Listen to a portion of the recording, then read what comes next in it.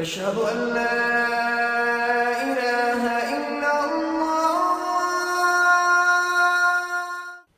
الحمد لله رب العالمين والصلاة والسلام على سيد الأنبياء والمرسلين وعلى آله وصحبه ومن استنى بسنته إلى يوم الدين. اللهم اجعلنا منهم ومن الذين آمنوا وعملوا الصالحات وتواصوا بالحق وتواصوا بالصبر. آمين يا رب العالمين. أما بعد، فأعوذ بالله من الشيطان الرجيم. ولئن مستهم نفحة من عذاب ربك ليقولن يا ويلنا إنا كنا ظالمين.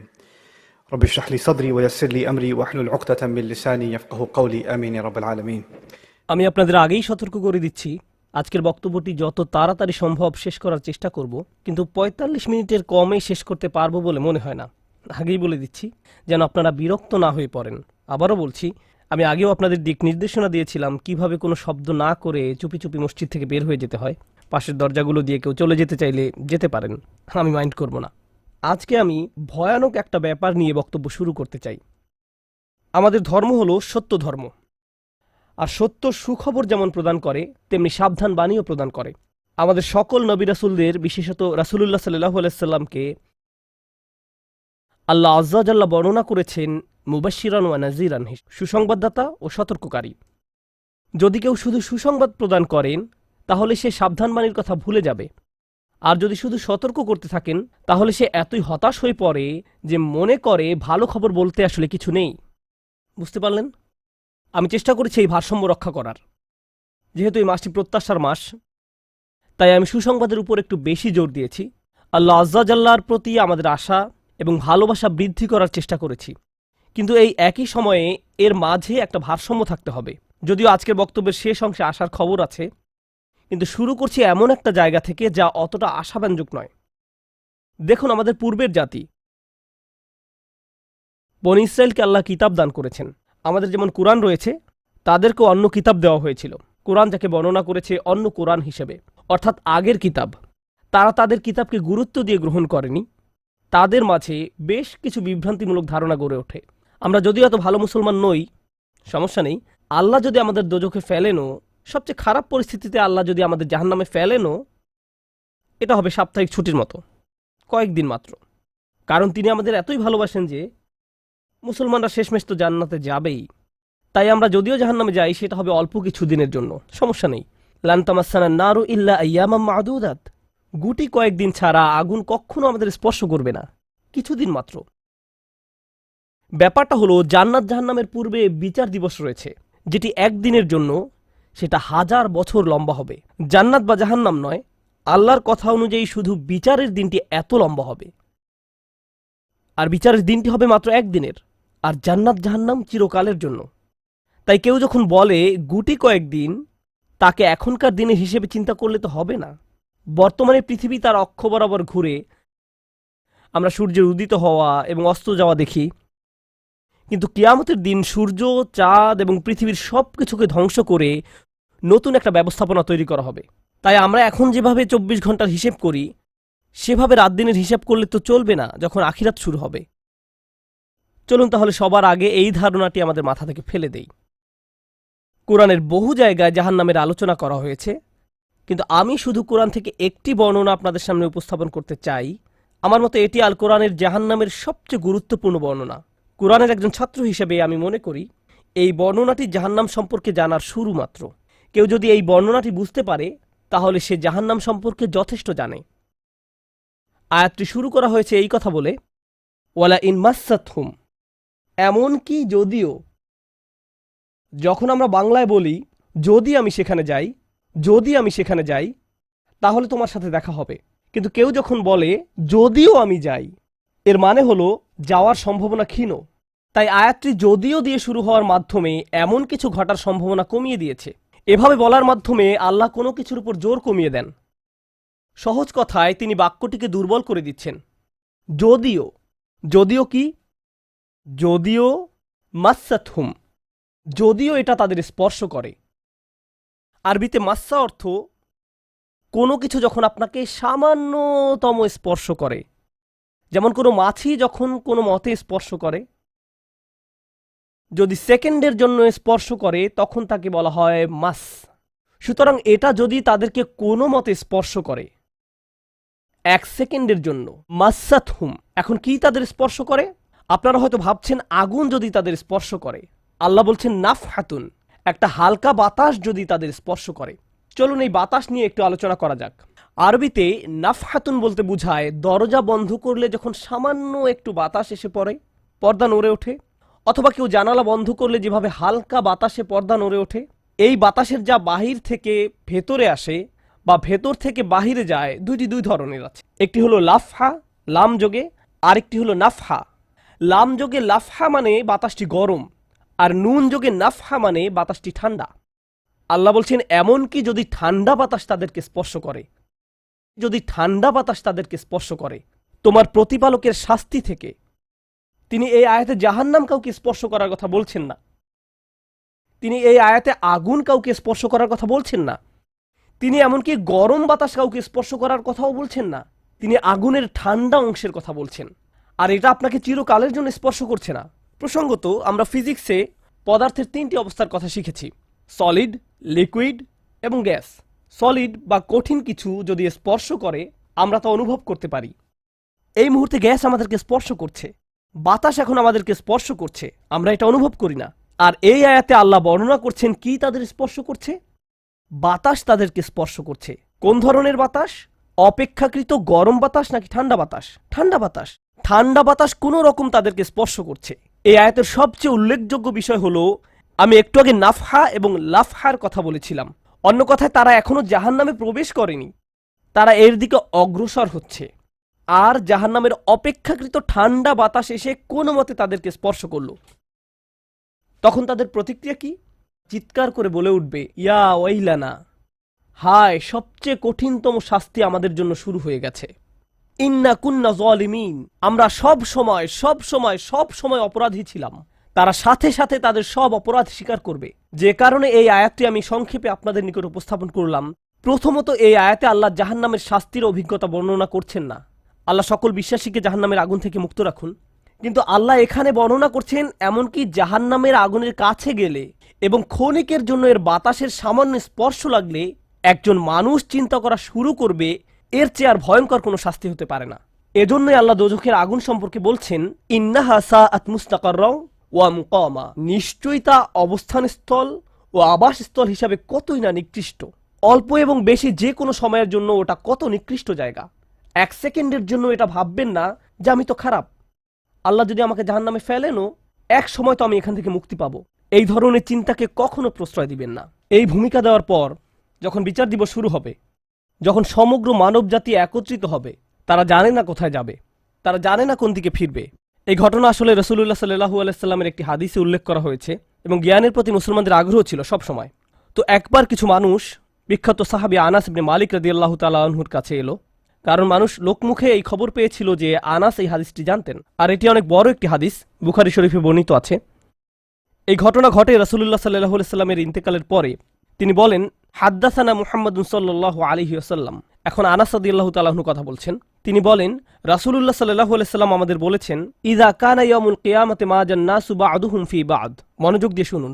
যখন বিচার দিবস শুরু হবে, মানুষ ঢেউয়ের মতো একে অপরের উপর আশ্রে পড়বে, সর্বত্র বিশৃঙ্খলা, সবাই একে অন্যের দিকে ছুটতে থাকবে। ফায়াতুনা আদম, তারা কোনো একভাবে আদম আলাইহিস সালামের দেখা পাবে, আদম আলাইহিস সালামের দেখা পাবে, তারা তার কাছে ছুটে আসবে। ফায়াকুলুনা ইশফা আলানা ইলা রাব্বিক, সমগ্র মানব জাতি আদম আলাইহিস সালামের কাছে ছুটে আসবে এবং বলবে, আপনি কি দয়া করে আমাদের পক্ষ থেকে আল্লাহর সাথে কথা বলতে পারবেন? আমরা আল্লাহর ভয়ে ভীত। আপনি তো প্রথম মানুষ, আপনি তো সেই ব্যক্তি যাকে আল্লাহ ফেরেশতাদের সিজদা দিয়ে সম্মানিত করেছেন, আপনাকেই তো পছন্দ করা হয়েছে, আমরা সবাই আপনার সন্তান, আপনি আমাদের পিতা, তাই দয়া করে আমাদের জন্য আল্লাহর সাথে কথা বলুন, আমরা খুবই ভীত। এরপর তিনি বলবেন, ফায়াকুলু লাস্তু লাহা, তিনি বলবেন, আমি এর যোগ্য নই, আমি পারবো না। ফায়াকুলু লাস্তু লাহা ওয়ালাকিন আলাইকুম বিইব্রাহিম, তোমরা কেন ইব্রাহিমের সাথে কথা বলছো না? তোমাদের উচিত ইব্রাহিমের সাথে কথা বলা। অতএব মানব জাতি এখন কার খোঁজ করছে? ইব্রাহিম আলাইহিস সালাম। ফাইন্নাহু খলিলুর রহমান, তার কাছে যাও, কারণ তিনি রহমানের খুবই কাছের বন্ধু। ওয়াত্তাখাযাল্লাহু ইব্রাহিমা খলিলা, কোরআনে এসেছে আল্লাহ ইব্রাহিমকে তার বন্ধুরূপে গ্রহণ করেছেন। তাই ইব্রাহিমের কাছে যাও, তিনি তোমাদের সাহায্য করতে পারবেন। তারা ইব্রাহিমের কাছে যাবেন। ফায়াতুনা ইব্রাহিমা ফায়াকুলু লাস্তু লাহা, তারা ইব্রাহিমের কাছে গেলে তিনি বলবেন, আমি এর যোগ্য নই, আমাকে এই কাজের জন্য তৈরি করা হয়নি, আমি তোমাদের জন্য আল্লাহর সাথে কথা বলতে পারবো না। ওয়ালাকিন আলাইকুম বি মুসা, তোমরা কেন মুসা আলাইহিস সালামের কাছে যাচ্ছ না? তো মানব জাতি মুসা আলাইহিস সালামের কাছে দৌড়ে যাবে। ফা ইন্নাহু কালিমুল্লাহ, তিনি আল্লাহর সাথে অনেক কথা বলতেন। ওয়া কাল্লামাল্লাহু মুসা তাকলিমা, আর আল্লাহ মুসার সাথে কথা বলেছেন সরাসরি। সুতরাং তিনি যেহেতু আল্লাহর সাথে কথা বলতে অভ্যস্ত, আজকে তো কথা বলার উত্তম সময়। তিনি তোমাদের পক্ষ থেকে আল্লাহর সাথে কথা বলবেন।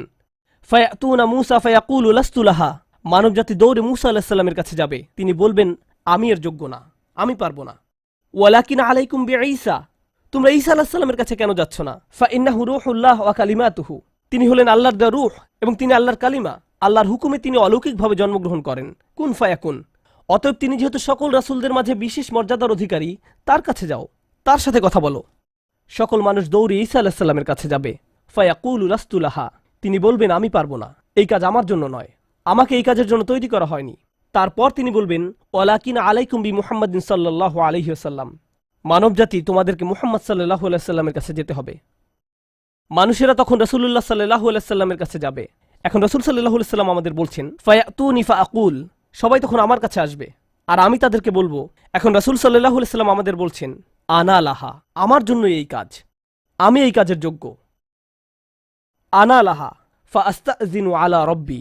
প্রসঙ্গত আমি আপনাদেরকে আরো বলার পূর্বে বিচার দিনের একটা দৃশ্য হলো, আল্লাহ বলেন, ইয়াউমা ইয়াকুমুর রূহু ওয়াল মালাইকাতু সাফফান লা ইয়াতাকাল্লামুনা ইল্লা মান আযিনা লাহুর রহমান ওয়া ক্বালা সাওয়াবা। যেদিন রূহ ও ফেরেশতাগণ সারিবদ্ধভাবে দাঁড়াবে, এমন এক সময় থাকবে যখন কেউ কথা বলতে পারবে না। এমন এক ধরনের নীরবতা, এমন নীরবতা বিরাজ করবে যার কথা মানবজাতি কোনোদিন শোনেনি। এমন ধরনের নীরবতার অস্তিত্ব কখনো কোনোদিন ছিল না।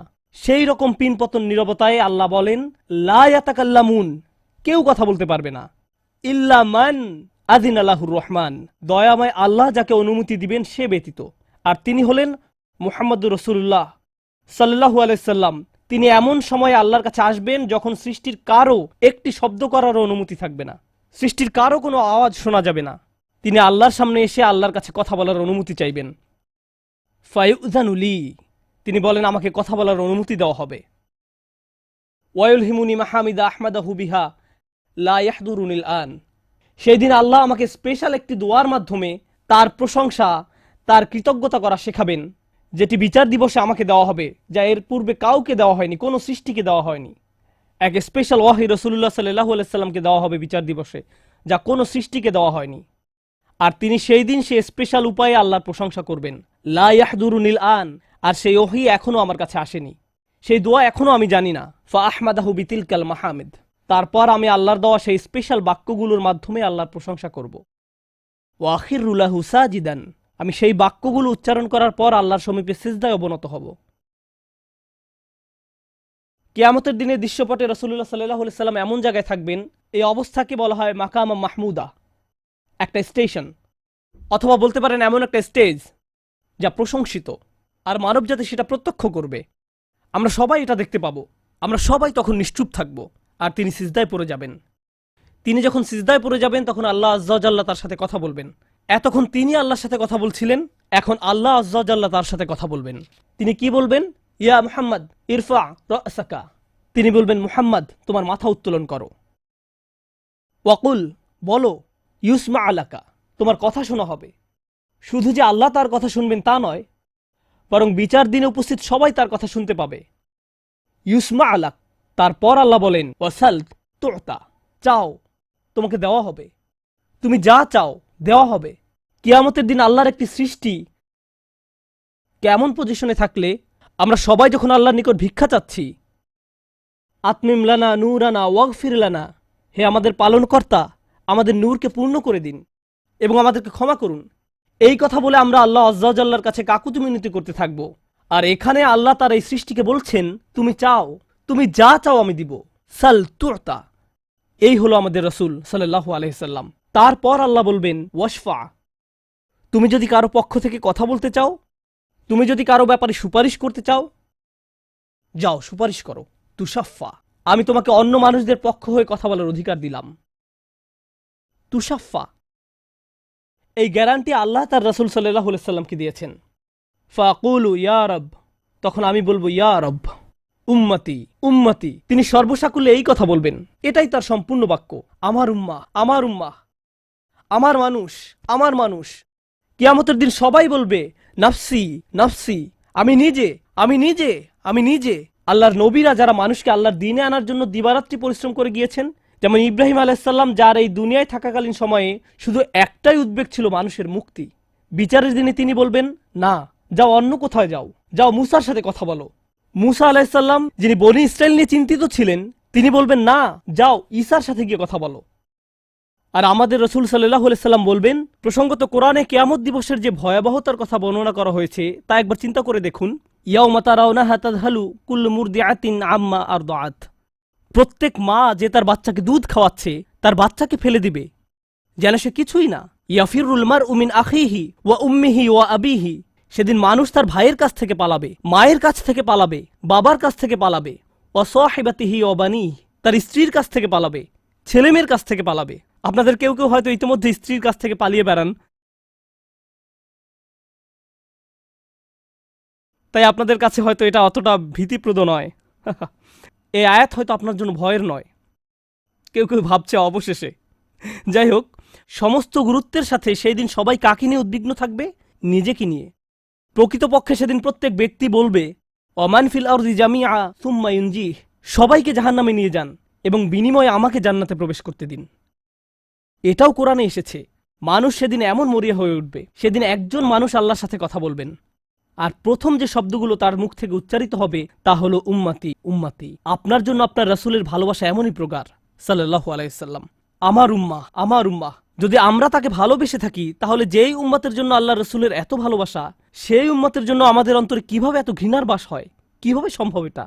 কিভাবে আমাদের পরস্পরের প্রতি এত ক্রোধ, বিচার, সমালোচনা, বিভক্তি, বিদ্বেষ, অনুমান, অহংকার? আর এই মানুষগুলো দাবি করে তারা রাসূলুল্লাহ সাল্লাল্লাহু আলাইহি সাল্লামকে ভালোবাসে। এইসব তুচ্ছ বিষয় ভুলে যেতে এই ভালোবাসা কি যথেষ্ট নয়? আমাদের কোন পার্থক্যগুলো এর চেয়ে বড়? তো যখন রাসূলুল্লাহ সাল্লাল্লাহু আলাইহি সাল্লাম বলবেন উম্মতি উম্মতি, আল্লাহ সুবহানাহু ওয়া তাআলা বলবেন ফায়াকুলু ইনতালিক, এগিয়ে যাও, ফাআখরিজ মিনহা মান কানা ফি কলবিহি মিসকালা শাইরাতিন মিন ঈমান। মনোযোগ দিয়ে শুনুন, যাও এখান থেকে বের করে নাও যাদের অন্তরে ঈমান আছে, এমনকি এখানে শারিয়া মানে বার্লি দানা, যা সামান্য একটু লম্বা হয়, যাদের অন্তরে এতটুকু পরিমাণ ঈমানও আছে, যে কোনো ঈমান যদি তাদের অন্তরে থেকে থাকে, তাহলে তাদেরকে বের করে নাও। আপনি এগিয়ে যান এবং বের করে নিন। দৃশ্যপটটি কল্পনা করুন। রাসূলুল্লাহ সাল্লাল্লাহু আলাইহি সাল্লাম মানুষকে রাখছেন, যাও যাও যাও, তিনি তাদেরকে সরিয়ে নিচ্ছেন। কিছু মানুষকে নিয়ে যাওয়ার পর ফেরেশতারা থামিয়ে দিলেন, কারণ কারো কারো ঈমান এর চেয়েও ছোট। সামান্য পরিমাণ ঈমান বলতে আসলে কি বোঝায়? কেউ একজন হারাম কোনো কাজে যুক্ত ছিল, সে ভয়ানক কিছু একটা করছিল, কাজটা করে ফেলার পর তার মনে অনুশোচনা জাগ্রত হলো, তার ভেতর থেকে কিছু একটা বলছে এটা খারাপ কাজ, আমার এটা করা উচিত নয়, আল্লাহ আমাকে এটা সম্পর্কে জিজ্ঞাসা করবেন। তারপর কোনো একভাবে তার এই চিন্তাটাকে সে দমিয়ে দিল, থাক এখন চিন্তা করার দরকার নেই। কিন্তু পরবর্তীতে সে আল্লাহর কাছে দোয়া করে বলল, ইয়া আল্লাহ, আমি জানি না কিভাবে এই কুঅভ্যাস থেকে বাঁচব, আমাকে এর থেকে মুক্তি দিন। আমি চাই না এটা আমার জীবনে আর ঘটুক, কিন্তু তবু আমি এটাতে আটকা পড়ে আছি। অতি ক্ষুদ্র ঈমান তার ভেতর থেকে চিৎকার করছে, অন্য কেউ এটা শুনতে পারছে না, তার অন্তর এটা শুনছে। আর আল্লাহ আজ্জা জাল্লা বলছেন, তারা যদি এতটুকু ঈমানও দেখাতে পারে, আপনি এগিয়ে যান, তাদেরকে বের করে নিয়ে আসুন, আপনি তাদেরকে বের করে নিয়ে আসুন। আর তিনি যখন এভাবে মানুষদেরকে বের করে নিয়ে আসবেন, তখন ফেরেশতারা একসময় থামিয়ে দিবেন, কারণ অনেক মানুষের অন্তরে এতটুকু ঈমানও নেই, সামান্য অনুতাপটুকু তাদের অন্তরে ছিল না। থামিয়ে দিবেন, ফাআনতালিক ফাফআল, আমি গিয়ে এমনই করব, সুম্মা আউদ, তারপর আমি ফিরে আসব। অর্থাৎ ফেরেশতারা থামিয়ে দিবে, আর অন্য মানুষেরা সেখানে কাঁদতে থাকবে, আমাদের কি হবে, আমাদের কি হবে। তারপর রাসূলুল্লাহ সাল্লাল্লাহু আলাইহি সাল্লাম ফেরত আসবেন, ফাআহমাদাহু বিতিলকাল মাহামিদ, অতঃপর আমি পুনরায় সেসব প্রশংসা বাক্য দ্বারা আল্লাহর প্রশংসা করব। লক্ষ্য করুন, প্রথমবার তিনি প্রার্থনা করার জন্য অনুমতি চেয়েছিলেন, তাই না? দ্বিতীয়বারের বেলায় অনুমতির কোনো উল্লেখ নেই। লক্ষ্য করেছেন, তিনি আসলে সাথে সাথে আল্লাহর প্রশংসা করা শুরু করবেন। আল্লাহ কি তাকে এমনটি করতে বলেছেন? না, এটা হলো নিজ উম্মতের প্রতি তার অপরিসীম ভালোবাসার বহিঃপ্রকাশ। তিনি আবারও আল্লাহর প্রশংসা করা শুরু করবেন, এই আশায় যে আল্লাহ তাকে অটোমেটিক অনুমতি দিবেন। সুম্মা আখিরু লাহু সাজিদান, আর সিজদায় পড়ে যাব। ফায়াকুলু ইয়া মুহাম্মদ, আমাকে বলা হবে, হে মুহাম্মদ, ইরফা রাসাকা, তোমার মাথা উঠাও। কুল ইউসমা আলাকা, বলো তোমার কথা শোনা হবে। ওয়াসাল তুতা, চাও তোমাকে আবার দেওয়া হবে। ওয়াশফা তুশাফা, সুপারিশ করো, সুপারিশ গ্রহণ করা হবে। তোমাকে সুযোগ দেওয়া হবে তাদেরকে বের করে নেয়ার, তোমাকে তাদের জন্য সুপারিশ করার সুযোগ দেওয়া হবে। ফাআকুলু ইয়া রব উম্মতি উম্মতি, আমি তখন বলবো, হে আমার রব, আমার উম্মাত, আমার উম্মাত। তিনি তো ইতোমধ্যে অল্প ঈমানের অধিকারীদেরকে বের করে নিয়েছেন। ফায়াকুলু ইনতালিক, এরপর আল্লাহ বলবেন, এগিয়ে যাও। ফাআখরিজ মিনহা মান কানা ফি কলবিহি মিসকালা যাররাতিন আও খারদালাতিন মিন ঈমান। তোমাকে সুযোগ দেওয়া হবে তাদেরকে বের করে নেয়ার, সুপারিশ গ্রহণ করা হবে। যাদের অন্তরে এক বিন্দু পরিমাণ ঈমান আছে, বালির দানা নয়, বালির দানা তো এতটুকু লম্বা, বরং বিন্দু পরিমাণ। খারদালা মানে সরিষার দানা, অতি ক্ষুদ্র বিন্দুর মতো। আর যখন আল্লাহ বলছেন এর ওজনের মতো, বর্তমানে আমাদের কাছে ডিজিটাল ওজন মাপার যন্ত্র আছে, আগের দিনে পাল্লা ছিল, তাই আপনি যখন এক মুষ্টি চাল এক পাল্লায় রাখতেন সেটা হয়তো তেমন একটা ঝুঁকতো না। যদি একটু বেশি করে চাল রাখতেন তখন একটু ঝুঁকতো। এখন ডিজিটাল ওজন মাপার যন্ত্র দিয়ে গ্রাম, কিলোগ্রাম মাপা হয়। এমনকি সামান্য কয়েক দানা রাখলেও যন্ত্রের স্ক্রিনে ভেসে উঠে 0.001 গ্রাম। এখন শুধু একটি চাল রেখে দেখুন বা একটি সরিষার দানা রেখে দেখুন, স্ক্রিনে কিছু ভেসে উঠে কিনা? কিছুই হয় না, কিছুই হয় না। আর আল্লাহ বলছেন, আমি তোমার সুপারিশের কারণে, রাসূলুল্লাহ সাল্লাল্লাহু আলাইহি সাল্লামের দোয়ার কারণে এমন মানুষদেরকেও মুক্তি দিব যাদের ঈমান এমনকি এই দুনিয়ায়ও মাপা যায় না, এই দুনিয়ায়ও মাপা যায় না। প্রসঙ্গত, আপনি যদি একটি দানা খান বুঝতে পারবেন যে কিছু খেয়েছেন? আপনি এমনকি বুঝতেও পারবেন না। এটা হলো এমন ধরনের ঈমান যার আছে এটা সে নিজেও ভালোভাবে বুঝতে পারে না। এমনকি তারা নিজেরাও ঠিকমতো বুঝে উঠতে পারে না যে ঈমান আছে, আর অন্যরা কিভাবে বুঝবে? আর কেউ যদি একটি দানা আহার করে, এটা তাদের পুষ্টি সাধনে তেমন কোনো ভূমিকা রাখতে পারে না, এটা শরীরের জন্য যথেষ্ট পরিমাণের খাবার নয়। ঠিক তেমনি যার সরিষার দানা পরিমাণ ঈমান ছিল, সেই ঈমানও একটি ভালো জীবন অতিবাহিত করার জন্য তা যথেষ্ট ছিল না। কিন্তু তাদের অন্তরের কোনো এক জায়গায় একটি ঈমানের বাস ছিল। আল্লাহ বলছেন, তুমি এমন যাদেরকে পাও তাদেরকেও বের করে নিয়ে আসো। ফাআখরিজহু ফাআনতালিক, আমি যাব এবং তাই করব। আর এটা বিশাল এক জনগোষ্ঠী যারা আল্লাহর কাছ থেকে দূরে সরেছিল, তাদের ভেতরে একেবারে ক্ষুদ্র কিছু ঈমান ছিল। এরপর তো আর কিছু নেই মনে হচ্ছে, ঘটনা শেষ। কিন্তু রাসূলুল্লাহ সাল্লাল্লাহু আলাইহি সাল্লাম এখানেই থেমে যাননি। ফাআহমাদাহু বিতিলকাল মাহামিদ সুম্মা আখিরু লাহু সাজিদান, তিনি এখানেই থেমে যাননি, তিনি আবারও ফিরে যাবেন এবং আমি সেসব প্রশংসা বাক্য দিয়ে আল্লাহর প্রশংসা করব এবং আবারও সিজদায় পড়ে যাব। ফায়াকুলু ইয়া মুহাম্মদ ইরফা রাসাকা, আমাকে বলা হবে, হে মুহাম্মদ মাথা উঠাও। ওয়াকুল ইসমা আলাকা, বলো তোমার কথা শোনা হবে। ওয়াসাল তুতা, চাও দেয়া হবে। আল্লাহ আযজা ওয়া জাল্লা সহজেই বলতে পারতেন, তুমি তো ইতিমধ্যে চেয়েছো এবং তোমাকে দেয়া হয়েছে। কিন্তু তৃতীয়বারের মতো রাসূলুল্লাহ সাল্লাল্লাহু আলাইহি সাল্লামকে বলা হচ্ছে, ওয়াশফা তুশাফা, এগিয়ে যাও, মানুষের জন্য সুপারিশ করো, গ্রহণ করা হবে। তোমাকে তাদের পক্ষে চাওয়ার সুযোগ দেওয়া হবে, আমি তোমাকে এটা দিচ্ছি। ফাআকুলু ইয়া রব উম্মতি উম্মতি, আমার উম্মাত, আমার উম্মাত। এখন চলুন এখানে একটু থামি। যদি আপনি এই সুযোগ পেতেন, আল্লাহ যদি আপনাকে বলতেন তুমি যা চাও তাই পাবে, তুমি চাও দেয়া হবে, যা কিছুই তুমি চাও না কেন, আমাদের বিশাল একটা লিস্ট আছে, একটা লিস্ট আছে। রাসূলুল্লাহ সাল্লাল্লাহু আলাইহি সাল্লামকে এই সুযোগ কয়বার দেওয়া হয়েছে? 3 বার। কত মিলিয়ন মানুষকে ইতিমধ্যে রক্ষা করা হয়েছে? তৃতীয়বার তো তিনি নিজের জন্য কিছু চাইতে পারতেন। আমরা তো মানুষ, আল্লাহ যদি বলেন চাও আমি দিব, আর এই মানুষটি আল্লাহর সামনে দাঁড়িয়ে আছেন আর তাকে বলা হচ্ছে, কিন্তু তারপরেও তার জিহ্বায় উম্মাহ, উম্মতি উম্মতি। তো আল্লাহ বলবেন, ফায়াকুলু ইনতালিক, সামনে এগিয়ে যাও। ফাখরিজ মান কানা ফি কলবিহি আদনা আদনা আদনা মিসকাল হাব্বাতিন খারদালিম মিন ঈমান, যাও সামনে এগিয়ে যাও এবং এমন প্রত্যেক ব্যক্তিকে বের করে আনো যার একটি সরিষার অতি ক্ষুদ্র অতি ক্ষুদ্র অতি ক্ষুদ্র অংশ পরিমাণ ঈমান আছে। এত ক্ষুদ্র বিন্দু যাকে আপনারা হয়তো মাইক্রোস্কোপিক বলবেন, যদি তাদের এক অ্যাটম বা এক সাব অ্যাটমিক কণার পরিমাণ ঈমান থাকে, এই পৃথিবীতে যা দেখা, শোনা বা উপলব্ধি করা সম্ভব নয়, যদি তাদের গভীর অবচেতন মনের কোথাও কণা পরিমাণ ঈমান থাকে, যদি তাদের ততটুকু ঈমান থাকে, এগিয়ে যাও এবং তাদের বের করে নিয়ে আসো। যদি তাদের অন্তরে এতটুকু ঈমান থাকে, তো আল্লাহ রাসূলুল্লাহ সাল্লাল্লাহু আলাইহি সাল্লামকে বলবেন, ফাআখরিজহু মিনান নার, তাদেরকে আগুন থেকে বের করে আনো। কথাটা মনোযোগ দিয়ে শুনুন, তাদেরকে কোথা থেকে বের করে আনো? আগুন থেকে। অর্থাৎ কিছু মানুষ ইতোমধ্যে জাহান্নামে পতিত হয়ে গেছে। অনেক মানুষ এই হাদিস পড়ে মনে করে আমরা জাহান্নাম থেকে মুক্তি পেয়ে যাব, আগুন আমাদের স্পর্শ করবে না। কিন্তু হাদিস এই কথা বলছে না।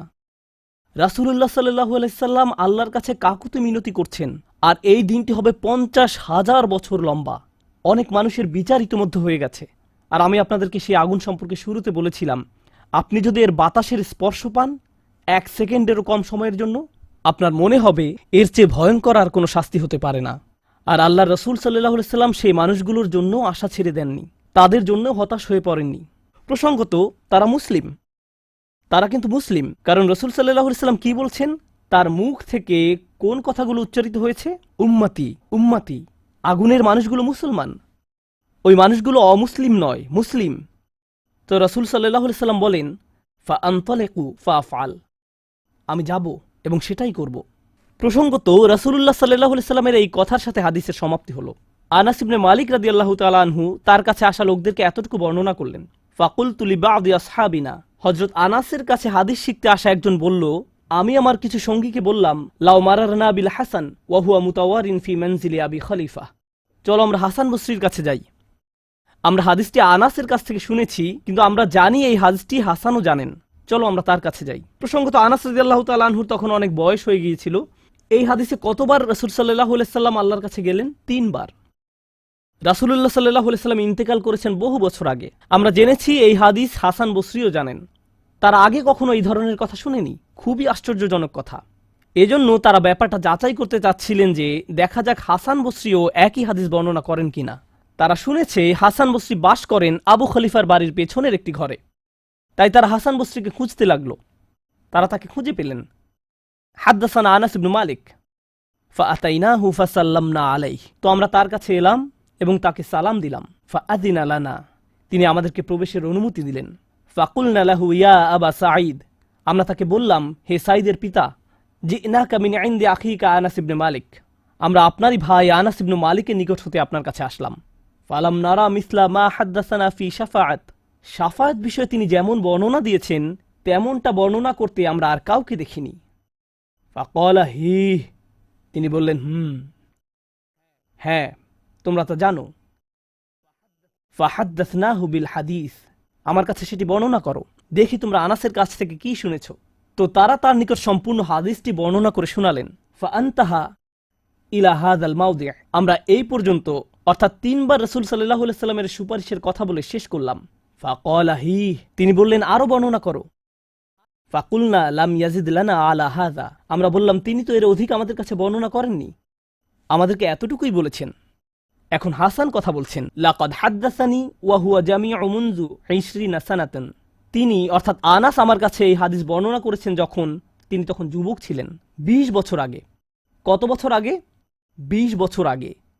আমি নিশ্চিত না তিনি কি বাকিটুকু ভুলে গেলেন, নাকি তিনি তোমাদেরকে বাকিটুকু বলেননি কারণ তাহলে তোমরা অলস হয়ে পড়বে।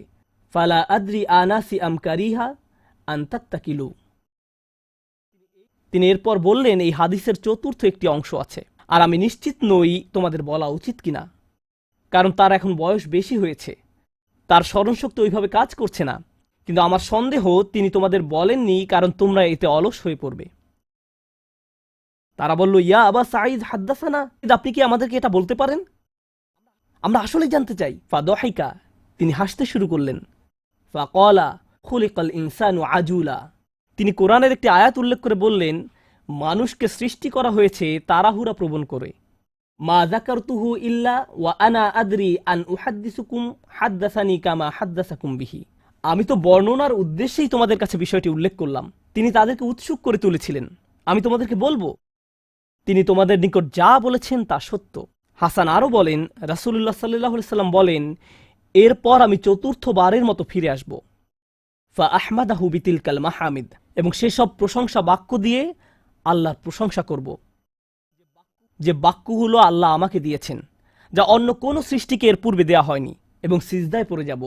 সুম্মা আখিরু লাহু সাজিদান, তখন বলা হবে, ফায়ুকালু ইয়া মুহাম্মদ ইরফা রাসাকা, হে মুহাম্মদ মাথা উঠাও। ওয়াকুল ইউসমা, বলো তোমার কথা শোনা হবে। ওয়াসাল তুআতা, চাও দেয়া হবে।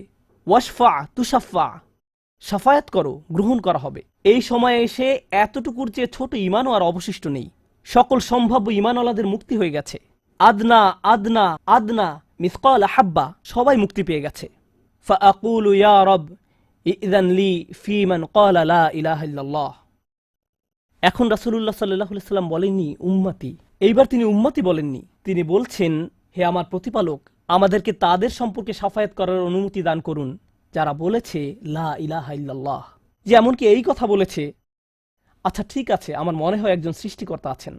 একটি কলেজ ক্যাম্পাসে হয়তো একদল ছাত্র মুসলিম ছাত্রদের সাথে আলোচনা করছে, তখন একজন বলল, আচ্ছা ঠিক আছে, দার্শনিক দৃষ্টিকোণ থেকে মেনে নিলাম একজন ঈশ্বর রয়েছেন, ঠিক আছে আমি মানলাম যে একজন ঈশ্বর আছেন। আমি বলছি না যে আমি মুসলিম, যদি উপাসনা করতেই হয় তাহলে শুধু এক ঈশ্বরের উপাসনা করতে হবে।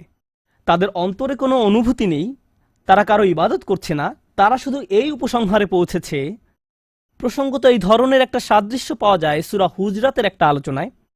আল্লাহ বলছেন, ফাকালাতিল আরাবু আমান্না কুল লাম তুমিনু ওয়ালাকিন কুলু আসলামনা। বেদুইনরা বলে আমরা ঈমান এনেছি। বলো তোমরা ঈমান আনোনি, বরং তোমরা বলো আমরা আনুগত্য স্বীকার করেছি। তোমরা শুধু ইসলামের প্রাথমিক ধারণা গ্রহণ করেছ। ধারণা থাকে এখানে, আর ঈমান কোথায় থাকে? যাদের অন্তরে কিছু ঈমান ছিল তাদের ইতোমধ্যে নেওয়া হয়ে গেছে।